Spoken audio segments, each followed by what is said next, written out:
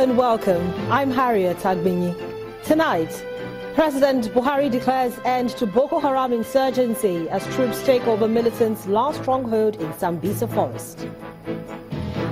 Nightlife and Christmas carols make a return in Maiduguri after 3 years of total shutdown in the Borno state capital following Boko Haram insurgency. Hours to Christmas, travelers lament high cost of transportation, but some residents of the FCT are not deterred. And millions around the world in celebratory mood ahead of Christmas tomorrow.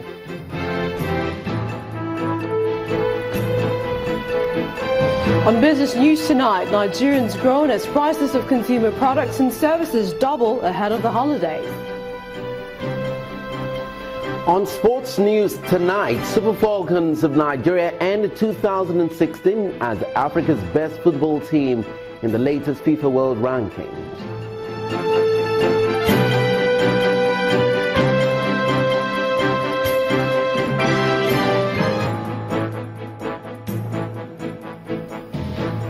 We begin tonight with some cherry news from Borno State. The President, Muhammadu Buhari, says the era of Boko Haram militants has ended. This comes as Nigerian soldiers have raided the group's last stronghold in Sambisa Forest and finally crushed the insurgents. The President said in a statement that he was most proud to receive the long-awaited and most gratifying news of the final crushing of Boko Haram terrorists.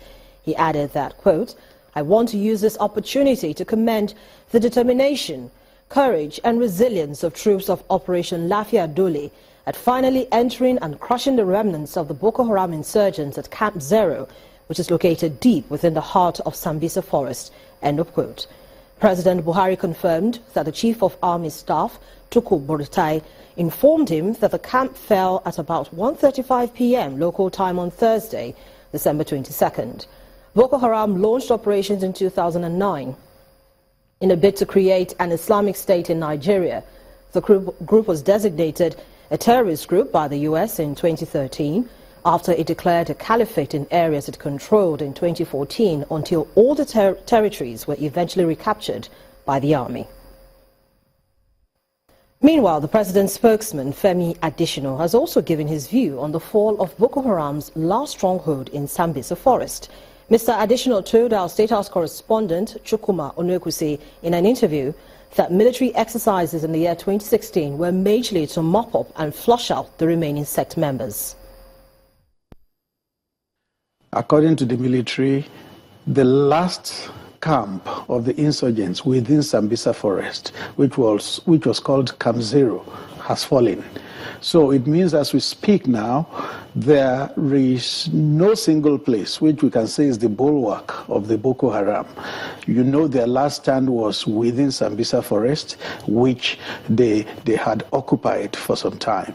The military entered into it fully a while back, and the military itself gave the target that by the end of December, they wanted to be done with this issue of insurgency. And on Thursday, which was December 22, Camp Zero fell, and that is very, very significant. Yeah, remember that December last year was a target to defeat Boko Haram, and by December last year, the news came out that they had been technically defeated, which was the truth. Their back was broken. They had been thoroughly degraded. So we can say that what has happened in 2016 is a mopping up process. But don't forget that the mopping up process can be as very important as the actual shooting process. So mopping up had been taking place throughout this year, and we have got to the final stage of that with Camp Zero falling. People will be asking about the remainder of the Chibok girls while dislodging that last part of Boko Haram. None of the girls was... Yes, naturally. You know, as the soldiers themselves advanced into Sambisa Forest, they were on the lookout for those girls. But it turned out that till that last camp fell, they didn't see any of them. What it therefore means that maybe the girls were not being kept in the forest. Well, Christmas is just hours away and night markets have resurfaced in Maiduguri, the once troubled capital of Nigeria's northeast Borno state. The city shut down 3 years ago because of Boko Haram terror attacks. Many residents who fled the town are now resettling in their homes. This next report takes a look at what is changing in the city's markets. Night falls in Maiduguri, the capital of Nigeria's Borno state, and the local markets come alive with shoppers. Maiduguri residents have rediscovered the nightlife that had been shut down due to a Boko Haram insurgency that has plagued Nigeria's northeast for the last 7 years.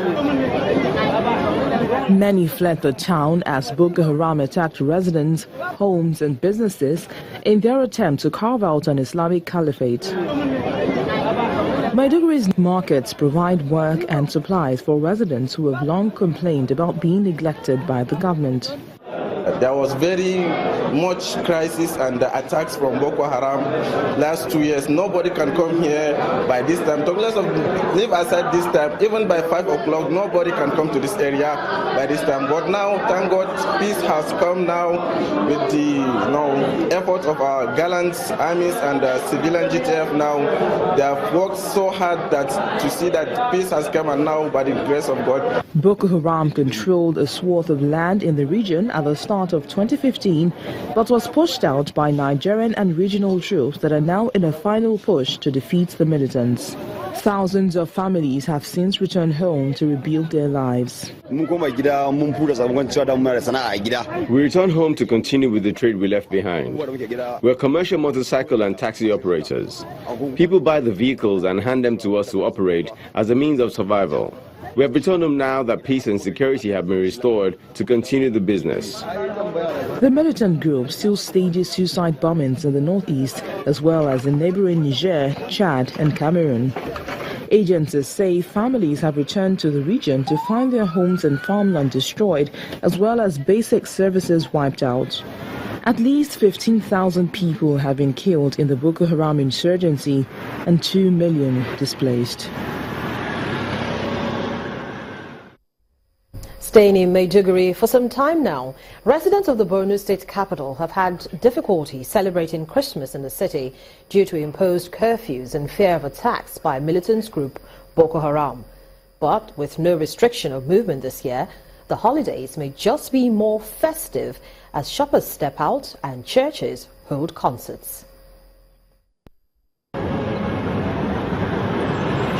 Residents of Maiduguri are out shopping for Christmas, a reflection of a greater sense of security in the city after security forces made major gains against Boko Haram insurgency in the region.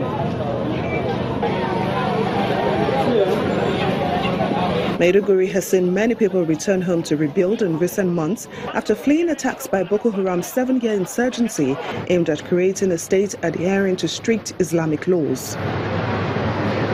The group controlled some parts of land in northeast Nigeria at the end of 2014, but was pushed out of most of that territory by Nigerian troops, aided by soldiers from neighboring countries.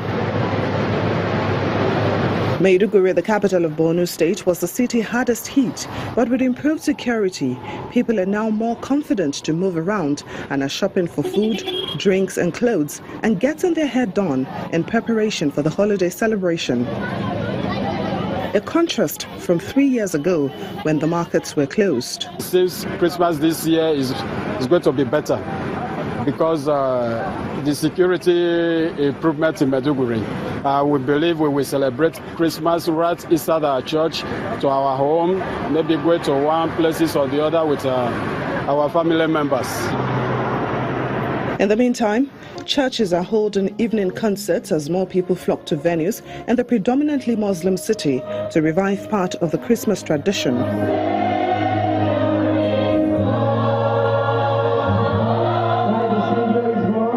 Security experts estimate that Boko Haram has killed about 15,000 people and displaced more than 2 million others in the conflict.